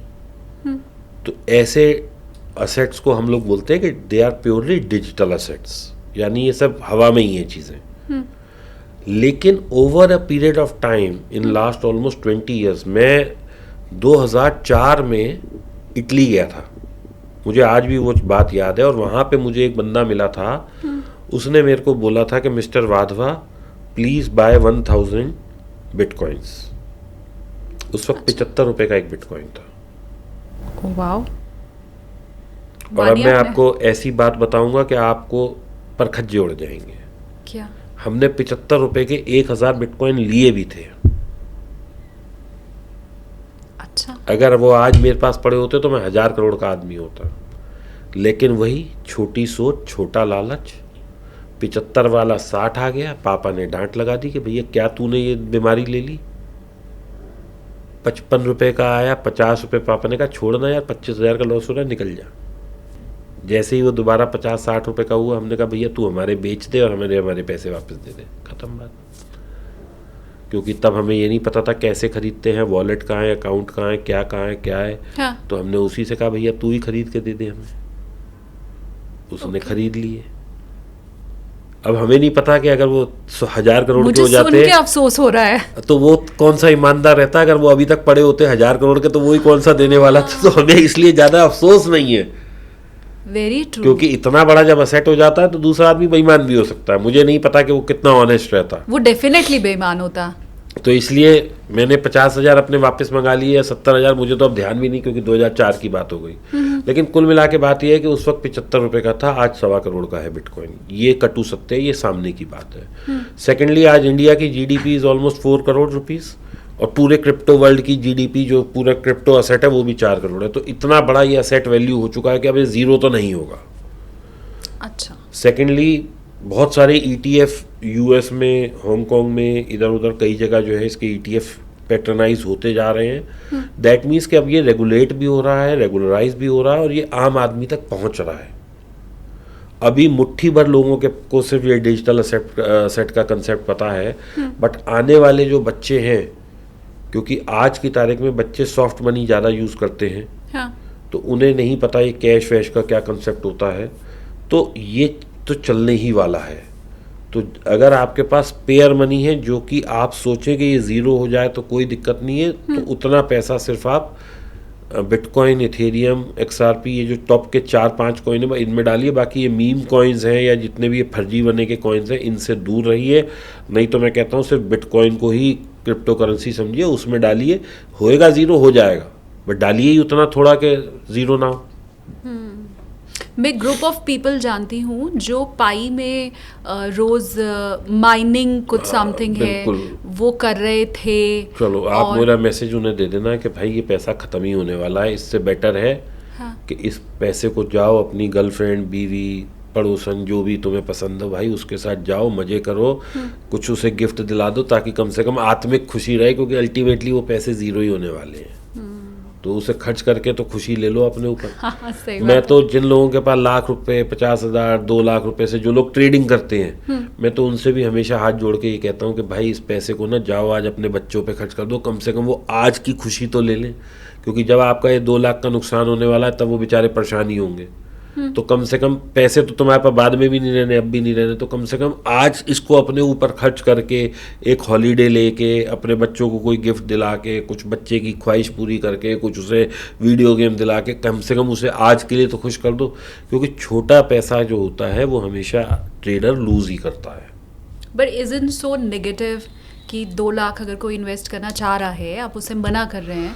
देखिए क्या है शालिनी जी, अगर कोई इन्वेस्ट करने जा रहा है स्टॉक मार्केट में, तो वो 2 लाख से ट्रेडिंग कर रहा है, तो वो क्या करेगा? ऑप्शन बाइंग करेगा। और ऑप्शन बाइंग में हमारे पास डेटा है कि 93-95% लोग लॉस में हैं। हाँ।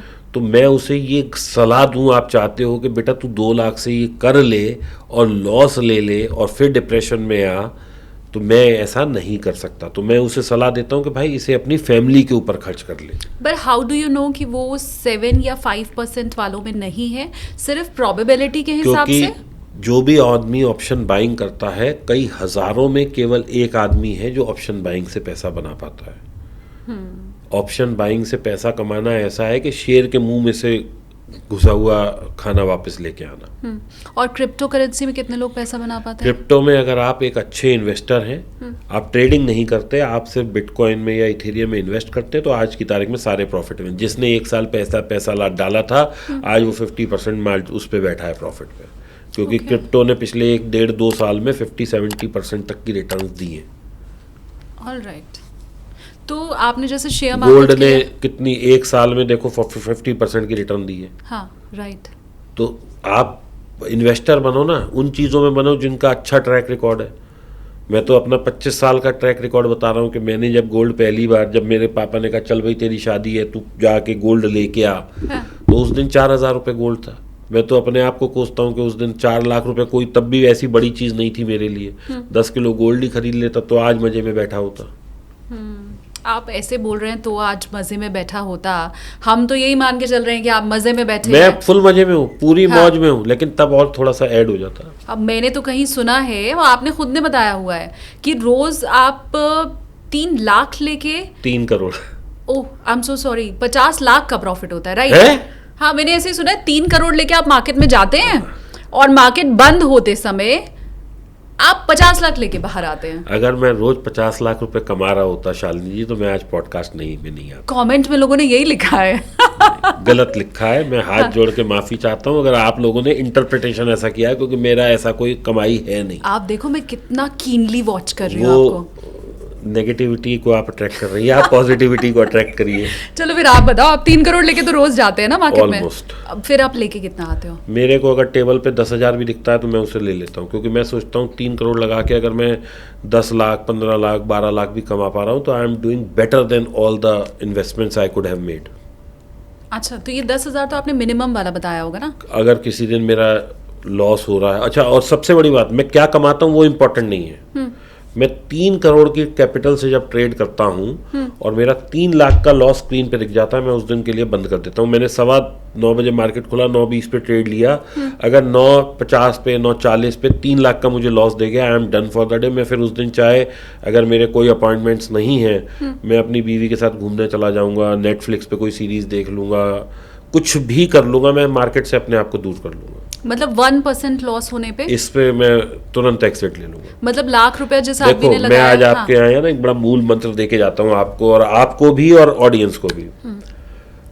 मैंने कोई चीज़ 100 रुपये में ली, क्या आप मुझे बता सकते हो 500 जाएगी, 200 जाएगी, 80 जाएगी? नहीं बता सकते। आप क्या बता सकते हो? कि मैं 100 में ले रहा हूँ। रूल नंबर 1 इज कि I am entering anything at 100 rupees.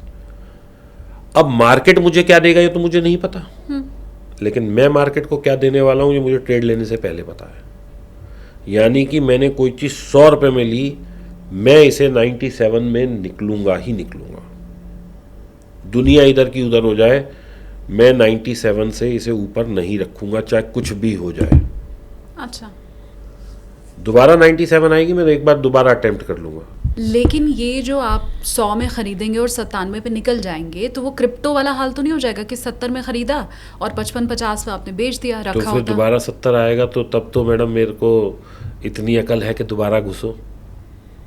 अच्छा, दोबारा उस रेट पे घुसने के लिए रेडी भी रहना है। जी, ठीक है। देखिए ऊपर जा रहा होगा, मैं 100 का दोबारा 102 में भी घुस जाऊंगा, लेकिन नीचे आने में 97 पे मैं एग्जिट लूंगा ही लूंगा। मुझे मार्केट को क्या देना है ये मुझे ट्रेड लेने से पहले पता है, मार्केट मुझे क्या देगा ये मुझे नहीं पता, और मैं कभी जानने की कोशिश भी नहीं करता। मतलब अपनी सामर्थ्य के हिसाब से नहीं खेलना है कि इतना घाटा तो मैं झेल सकता हूँ तो इतने दिन तक तो मैं होल्ड करके रख सकता हूँ। नहीं जी, सामर्थ्य तो मेरा 100 करोड़ का लॉस लेने का है। हाँ। तो मैं एक ही ट्रेड में 100 करोड़ का लॉस ले लूँ, ये कैसे मुमकिन है? ये लास्ट टाइम फर्स्ट टाइम आपने यही किया था क्या जो 7 डिजिट में आप तब मेरा लॉस होता था तो मैं कहता था अरे मेरे पास बहुत पैसा है, मैं तो कमा लूंगा, मार्केट में एवरेजिंग कर रहा हूँ, अभी तो उठेगा, वो उठा ही नहीं आज तक, मैं ही बैठ गया।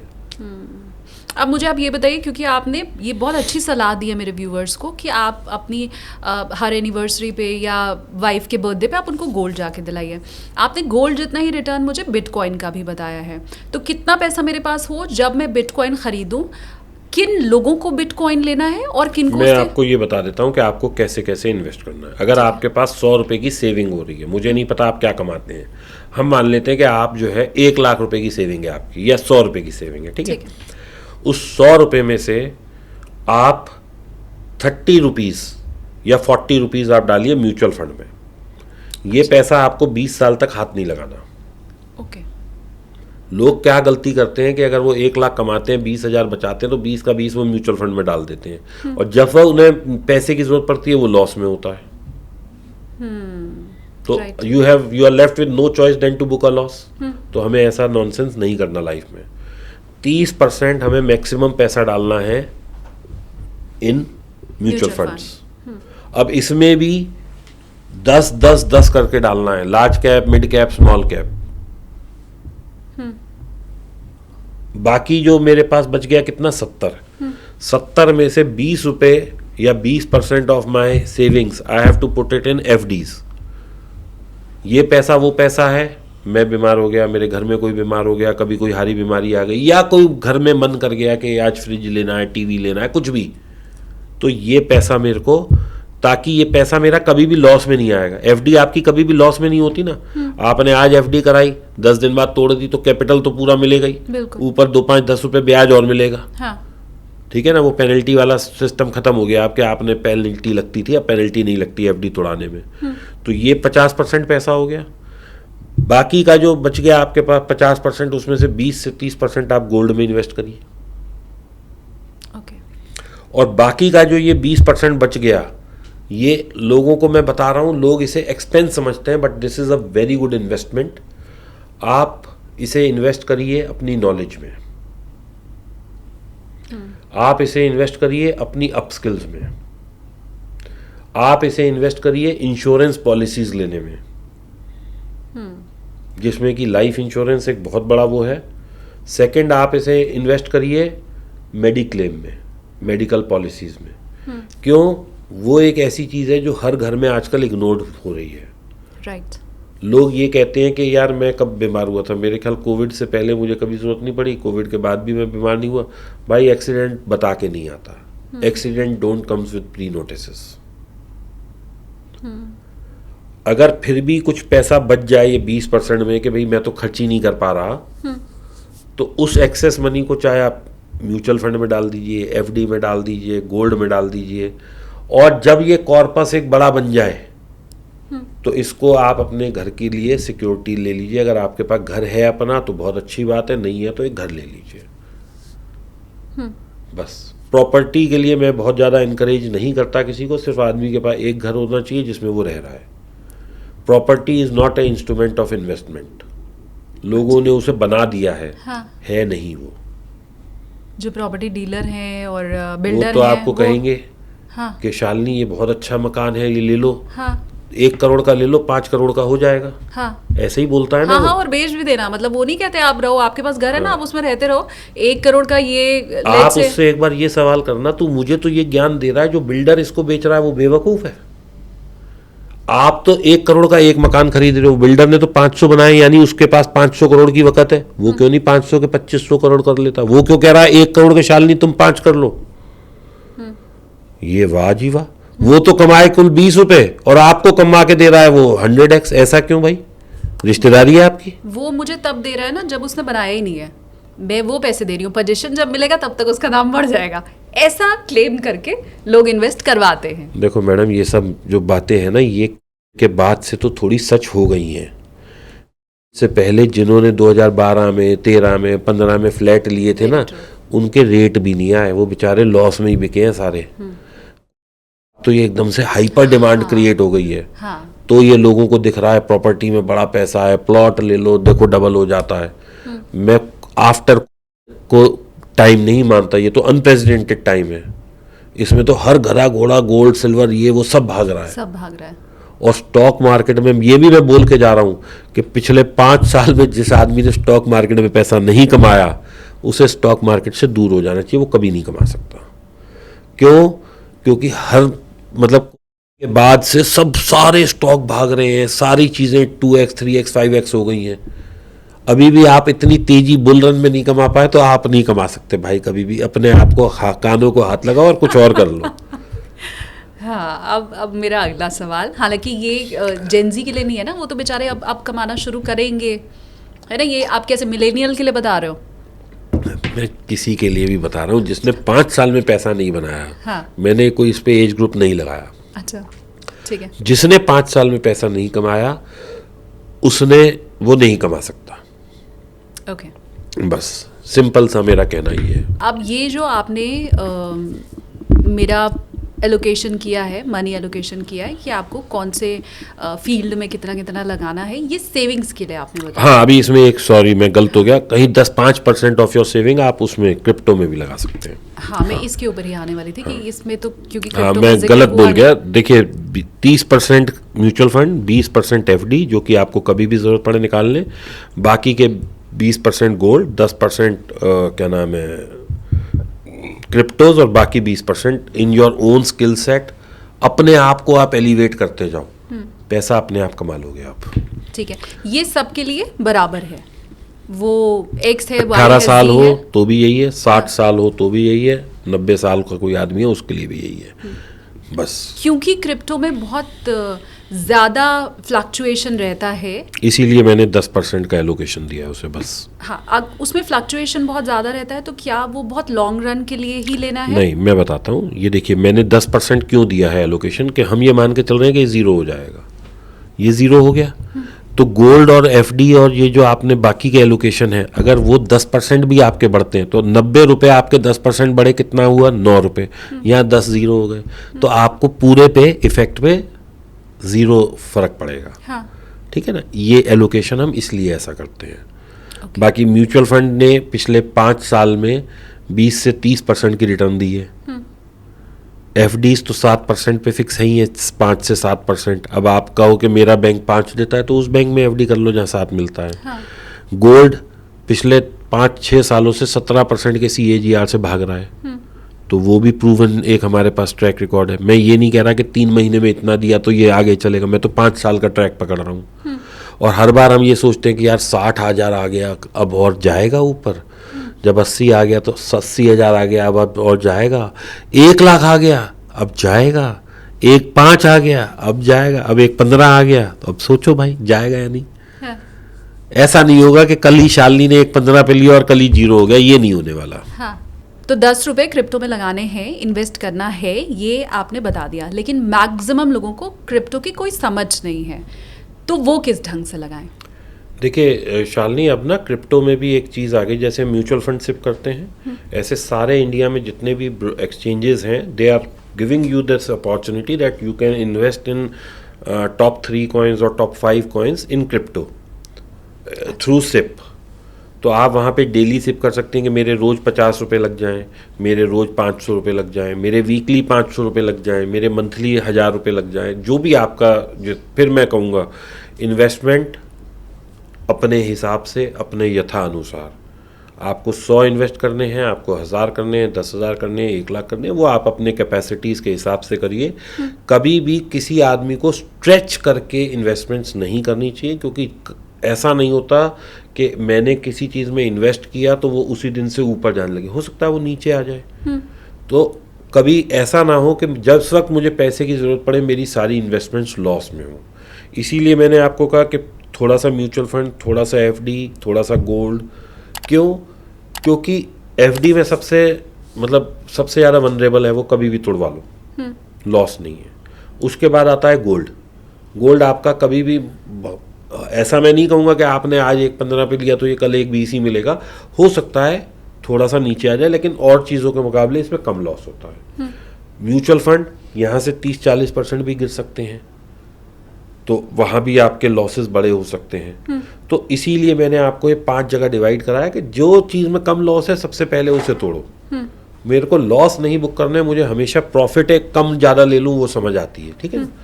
तो ऐसे ही जब मैं क्रिप्टो में सिप करता हूँ तो मुझे सिर्फ 2 या 3 कॉइन्स में ही सिप करनी है, क्योंकि बाकी कॉइन्स हो सकता है आपको यहाँ से 1000x की रिटर्न दे दें आने वाले समय में। मैं ये नहीं कहता कि नहीं देंगे, लेकिन वो आपकी कैपिटल को शून्य भी कर सकते हैं। अभी आपने थोड़ी देर पहले एक पाई कॉइन का यूज़ किया था नाम, लोग पाई कॉइन को मिंट करे जा रहे हैं। जिस दिन वो ट्रेडेबल बना उस दिन जो उसका रेट था हाई, वो आज तक नहीं आया दोबारा। मुझे ध्यान है, मैं लाइव जाता हूँ क्रिप्टो के लिए, तो एक पुलिस वाले भैया थे, मैं नाम भूल गया उनका, तो उन्होंने मेरे से लाइव में सवाल करा कि सर मेरे पास 10,000 वो हैं पाई कॉइन्स जो मैंने माइन करे हैं। तो मैंने को आज भी ध्यान है, मैंने कहा भाई $25,000 कम नहीं होते, $2.5 का रेट था और उनके पास 10,000 थे। मैंने कहा भाई $25,000 को अंदर कर लो, मेरी सलाह मान लो। उन्होंने मुझे पता है क्या बोला? हाँ। सर आपको अकल नहीं है, 2.5 वाला देखना, ये 10 चला जाएगा 2 दिन में। और 2 दिन बाद इट वॉज लेस देन $1। अभी तो शायद 10 सेंट है, खत्म ही होना है। जितने मीम कॉइन्स हैं ये आपको मारने के लिए बने, ये आपको कमा के देने के लिए नहीं बने। आप किसी भी मीम कॉइन्स का देखें, वो एकदम ऊपर जाता है, वो फिर 10 महीने में आके 0 पे आके, या 0 के भी मतलब डेसिमल के बाद 10 डिजिट तक भी ट्रेड हो रहा है। लोग मेरे से पूछते हैं सर डॉज कॉइन $1 जाएगा, शिबा इनू 1 जाएगा। मैं तो सीधा कहता हूँ भाई तुम उसके नंबर ऑफ कॉइन्स प्रिंटेड देख लो, हाँ। और उसे 1 से मल्टीप्लाई कर लो, उसकी मार्केट कैप बिटकॉइन से भी ऊपर निकल जाएगी। कैसे पॉसिबल है? राजा तो राजा ही रहने वाला है ना। ठीक बात। तो बड़ी लोग ये सिंपल सी अरिथमेटिक नहीं जानते, फिर कहते हैं कि हमें लॉस हो गया। तो यही तो अज्ञानता है। हाँ। जो मैंने शुरू करी बात अपनी कि नॉलेज होना। हाँ। आप कहीं भी पैसा लगा रहे हो, आप नॉलेज ही नहीं ले रहे, आप बेवकूफ़ों की तरह नॉलेज पैसे डाले जा रहे हो। What is the way out? भाई ये कोई तरीका नहीं है। पैसा आपका है, ठीक है, लेकिन नुकसान आपका नहीं है, नुकसान आपके बच्चों का है। आपने ये भी कहा कि हम अगर रिलायंस में इन्वेस्ट करते हैं, हम SBI में इन्वेस्ट करते हैं, तो हमें पता है कि हमें कुछ दिख रहा है। हाँ, राइट। और ऐसा क्रिप्टो करेंसी में नहीं होता है। तो मैं ये भी समझना चाहती हूँ कि फिर बिटकॉइन में, क्रिप्टो में इन्वेस्टमेंट किसके लिए बनाएं, कौन से लोग करें? क्या XYZ कोई भी कर सकता है या स्पेशली? देखिए ये तो अब ऐसी बात हो गई कि गोल्ड में इन्वेस्टमेंट कौन कर सकता है? भाई सब कर सकते हैं। इन्वेस्टमेंट का मतलब है कि आप 100 रुपये लगा रहे हो और अब हाँ। आने वाले 10, 12, 15 सालों में सोचते हो कि मेरे को 100 के सामने 200, 250, 300 मिल जाए। हाँ। यही तो इन्वेस्टमेंट का मतलब डेफिनेशन भी यही है। हाँ। इन्वेस्टमेंट में लोग सोचते हैं पैसा लगाना। इन्वेस्टमेंट में आप पैसा नहीं लगाते, पैसा तो आप लगाते हो, पैसे के साथ आप टाइम लगाते हो। If you are only putting your money and not giving time, तो वो इन्वेस्टमेंट मैच्योर होगी नहीं होगी। आप 10,000 रुपये डालते हो तो बैंक आपसे कहता है भाई 1 साल बाद आके 10,700 ले जाना। तो आपने क्या 2 चीज़ इन्वेस्ट करी? लोग समझते हैं investment is single product. No, investment is always double product. You are investing time and you are investing money. आप प्रॉपर्टी में भी यही है। आपने 10 साल पहले एक प्लॉट लिया था, उसने 4 लाख का लिया था, 40 का हो गया, तो 10 साल लगे। जिस दिन 4 लाख का लिया था अगले दिन क्या 10-40 का बिकता? वो नहीं बिकता ना। तो आपने टाइम के साथ साथ, मतलब मनी के साथ साथ टाइम इन्वेस्ट किया। ऐसे ही गोल्ड है, एक्स उस पर अगर पैसा है तो वाई पे टाइम है। इधर टाइम है, इधर पैसा है, या इधर पैसा है, उधर टाइम है। दोनों में से एक एक्सेस पे वो है, तभी वो चार्ट बढ़ेगा। तो it's not a singular product, it's a by investment product, यानी कि मनी एंड टाइम। जितना ये टाइम बढ़ाते जाओ उतनी रिटर्न ज़्यादा आएगी। या शुरू में पैसा बढ़ा लो, टाइम कम कर लो, या ये कंपोनेंट बढ़ा लो, या ये बढ़ा लो। तो अब रहा, हम क्रिप्टो पे आ जाते हैं। हाँ। तो क्रिप्टो में 75 रुपये से 1.5 करोड़ तक तो हमने मिस कर दी रैली, या 1.25 करोड़ तक। लेकिन जो अब है इसको हम सिप की तरह यूज़ करें और इसे टाइम दें 10-15 साल, तो हमारा पैसा यकीनन बढ़ना चाहिए। गारंटी मैं कुछ नहीं लूँगा, कोई मेरा पॉडकास्ट देख के कहे भाई मैं साथ में ये भी कह रहा हूँ कि ये ज़ीरो भी हो सकता है, तो उतना ही डिस्पेंसेबल मनी डालो जो कि ज़ीरो हो जाए तो तकलीफ़ ना हो। तो उसका तरीका क्या है, जिन प्रोडक्ट्स में पैसा ज़ीरो हो सकता है हम हमेशा कहते हैं कि इतना डालो कि 90% आपको अगर 7-8-10% कमा के दे और ये ज़ीरो भी हो जाए तो ये ज़ीरो प्लस इसकी कमाई बराबर हो, ताकि एटलीस्ट कैपिटल सेफ रहे। ठीक है। अब यही सवाल मेरा फिर से है, लेकिन वो इन्वेस्टमेंट के लिए नहीं है, ट्रेडिंग के लिए है। लास्ट टाइम जब मेरी आपसे बात हुई थी तो आपने मुझे ये कहा था कि 10 लाख रुपए अगर नहीं है आपके पास तो आपको ट्रेडिंग करने की कोई ज़रूरत नहीं है। आप 50,000 2 लाख लेके मार्केट में ना ही आए तो अच्छा है। तो बिटकॉइन के लिए या क्रिप्टो करेंसी में जो ट्रेडिंग कर रहा है, इन्वेस्टमेंट नहीं, उसके लिए फिर क्या सलाह है? देखिए बिटकॉइन में एक अच्छी चीज़ क्या है, मैं आपको दोनों को फ़र्क समझाऊंगा। मान लीजिए आपको एक शेयर रिलायंस का लेना है तो आपके पास 1500 रुपये होने चाहिए। अगर 1500 नहीं है तो आप आधा शेयर रिलायंस का नहीं खरीद सकते, यानी you can not trade in decimal parts. Right. Bitcoin आज 1 करोड़ का है, लेकिन बिटकॉइन का 0.00001 यानी 5वां हिस्सा ट्रेडेबल है। आपके पास 10,000 है ना, आप 10,000 का बिटकॉइन ले सकते हो, लेकिन आपके पास 500 या 500 का बिटकॉइन ले सकते हो, लेकिन आप 500 में रिलायंस का शेयर नहीं ले सकते, क्योंकि इंडिया में डेसिमल पार्ट्स वाली इन्वेस्टमेंट या ट्रेडिंग अभी अलाउ नहीं है बाय सेबी। लेकिन इसमें आप 500 से, 1000 से, 2000 से ट्रेड भी कर सकते हो, इन्वेस्ट भी कर सकते हो। ऑलराइट।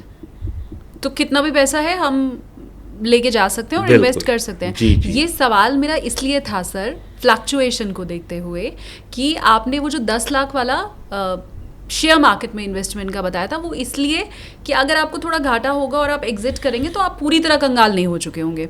लेकिन क्या यहाँ पूरी तरह कंगाल हो जाते हैं क्रिप्टो में? देखिए जब भी आप किसी चीज़ पे ट्रेड कर रहे हैं और ट्रेड आप लेवरेज मनी से कर रहे हैं तो कंगाल आप अवश्य होंगे। जब आप पूरा पैसा दे के सामान खरीद रहे हैं, चाहे आप वो स्टॉक मार्केट में लें या क्रिप्टो में लें, अगर कॉइन 97% गिर गया तो 3% बचेगा, ऐसे ही शेयर 97% गिर गया तो 3% बचेगा। लेकिन अगर लेवरेज लेके कर रहे हैं तो आप चाहे 10 लाख से कर रहे हैं, लेवरेज लिया हुआ है, 1 करोड़ का ट्रेड कर रहे हैं और 10 लाख इन्वेस्टमेंट है, ये 10% गिरा तो आपका सुपड़ा साफ, तो वो यहाँ भी होगा। आप चाहे 500 से करें, 5000 से करें, 5 लाख से करें, 5 करोड़ से करें, इससे कोई फर्क नहीं पड़ता। Whenever you are using a leverage money you tend to have zeros in your life. Simple. एक लास्ट सवाल मेरा, कि ज़्यादातर लोग बच्चा होने पे बच्चे के लिए इन्वेस्टमेंट ज़रूर करते हैं। वो पॉलिसी के रूप में हो सकता है, वो म्यूचुअल फंड के तौर पे हो सकता है, वो गोल्ड के तौर पे होता है, किसी भी तरह से, लेकिन वो लंबा इन्वेस्टमेंट होता है। अगर उस इन्वेस्टमेंट के लिहाज से मैं आपको पूछूं तो वो एक इंस्ट्रूमेंट आप क्या बताएंगे जो सबसे बेटर हो? देखिए किसी का भी बच्चा होता है, मैं कहता हूँ वो 1000 रुपये इन्वेस्ट करने वाला है, आधा म्यूचुअल फंड में कर दो, 25% गोल्ड में कर दो, 25% बिटकॉइन में या क्रिप्टो करेंसी में कर दो। लॉन्ग रन के लिए भी सेम आप स्ट्रैटेजी? इसे पूरा बच्चा जब तक 20 साल, 25 साल, 30 साल हो करते रहो, 1000 रुपये ही डालते रहो चाहे। अब मुझे ये बताएं, मैं अगर ऐसा इंसान हूँ जो इतना तामझाम नहीं चाहता, मेरे पास पैसा भी सीमित है, मेरा बालक भी एक है, और मैं इतना तामझाम नहीं करना चाहता कि मैं बैंक में भी डालूं, मैं गोल्ड में भी डालूं, मैं क्रिप्टो में भी डालूं, म्यूचुअल फंड भी लूं, उस कंडीशन में कोई सेफ लॉन्ग रन के लिए instrument? No pains no gains. अच्छा। भाई पैसा कमाना है तो ये सब करना ही पड़ेगा ना, और इसमें कोई वो नहीं है। आज आपने म्यूचुअल फंड से एक बार शुरू कर दी, वो आपके अकाउंट से हर महीने पैसा लेता रहेगा, जाता रहेगा। हाँ। आपको, आप भी सिप चला रही होंगी, आपने कितना टाइम दिया है सिप को? When you were starting the SIP, हो सकता है आपने 15 मिनट लगाए हो, हाँ। लेकिन वो तो अपने आप बैंक में पैसा आता है, अपने आप निकल जाता है। जिस महीने बैंक में पैसा नहीं होता कोई दंड नहीं है, वो आती है सिप, नहीं हुई वापस चली गई, कोई उसका उस महीने नहीं कटी, अगले महीने फिर कट जाएगी। ऐसे ही इसकी है, क्या नाम है, क्रिप्टो की, जब मन हो कर लो, बीच में नहीं है पैसा नहीं कटेगा, जब फिर मन हो फिर कर लो। इसके लिए टाइम देना कहाँ है, क्या तामझाम है इसमें? और इतना भी अगर आप नहीं दे सकते तो भाई फिर पैसा कैसे कमाओगे? फिर तो बैंक में ही पड़ा रहे तो 3% तो दे ही रहा है सेविंग्स बैंक अकाउंट, वो मिलता रहेगा। हाँ, ठीक बात। Thank you so much sir, आपने वो टिप भी दी है जो आप अपने पेड क्लासेस में देते हैं, तो मैं बहुत आभारी हूँ इसके लिए। आई एम श्योर मेरे व्यूअर्स भी आपको ज़रूर थैंक्स लिखेंगे कमेंट में। अलग अलग बजट एलोकेशन भी आपने कर दिया मेरे पोर्टफोलियो का, वो शख्स जो शायद अभी नया नया काम करना चाहता है तो उससे भी पता चल गया। इन्वेस्टमेंट और ट्रेडिंग के टिप्स एक साथ एक पॉडकास्ट में मिल गए मुझे, एटलीस्ट मैं बहुत खुश हूँ। मेरे व्यूवर्स ने क्या सोचा, क्या जाना, क्या सीखा, वो मैं कहूँगी कि कमेंट सेक्शन खुला हुआ है, आप वहाँ पे बताइए कि आज आपने दीपक सर से क्या सीखा। मेरा तो बहुत सारा टेक अवे है, वो मैं बताने लग जाऊँगी तो मुझे लगता है अगला आधा घंटा खर्च हो जाएगा, तो वो मैं नहीं करने वाली हूँ। But thank you so much sir इतना टाइम देने के लिए। Thank you Shalini. और जैसा मैंने शुरुआत में कहा था, मेरी गुड विशेस, ब्लेसिंग सब आपके साथ है। खूब आपका चैनल ग्रो करें। भाई लोगों, जिन्होंने अब तक सब्सक्राइब नहीं करा है, शालिनी जी को प्लीज़ सब्सक्राइब कर लीजिए, क्योंकि इनका कंटेंट वाकई ही बहुत अच्छा होता है। मैं बहुत पॉडकास्ट में जाता हूँ, लेकिन she is one of my favourite, I can say. तो आप लोग इनको सब्सक्राइब करिए, बहुत अच्छा कंटेंट आने वाला है, क्योंकि मैंने इनके पिछले 10 पॉडकास्ट की लिस्ट इनसे मांगी है और आगे किस किस का करने वाली है वो भी मांगा है। तो आप लोगों के लिए ज़बरदस्त कंटेंट आने वाला है। और दोस्तों, फिर मेरा लास्ट में कहना ये है, किसी की सुननी सुनाई नहीं है, सीखना है और करना है। जितना पॉडकास्ट के माध्यम से सीख सके वो ज़्यादा अच्छा है। बाकी मेहनत करनी पड़ेगी। पैसा कमाना दुनिया का सबसे मुश्किल काम है। अगर सबसे आसान होता तो आज सारे लोग करोड़पति होते, कोई गरीब नहीं होता। सब मतलब जो गरीब भी होता ना, वो भी कहता मेरे पास भी 100-200 करोड़ है, क्योंकि जो और मेहनत कर रहा होता वो 1000 पे बैठा होता। तो आप लोगों को पैसा कमाना है, और अपने लिए नहीं, अपने बच्चों के लिए, अपनी वाइफ के लिए, अपनी फैमिली के लिए कमाना है। लॉसेस लेते वक्त ये ज़रूर ध्यान रखना है कि अगर आज लॉस ले रहे हो तो लॉस आप ले रहे हो, लेकिन इसका खमियाजा आपके बच्चों को भुगतना पड़ेगा, क्योंकि वो एक अच्छी एजुकेशन से, एक अच्छे लाइफस्टाइल से वंचित रह जाएंगे, क्योंकि आपने पैसा खो दिया लॉसेस में। तो लॉसेस नहीं लेना है, सीखना है, समझना है और करना है। और शालिनी कपूर तिवारी जी को आपने सब्सक्राइब करना है। Thank you very much. Thank you sir.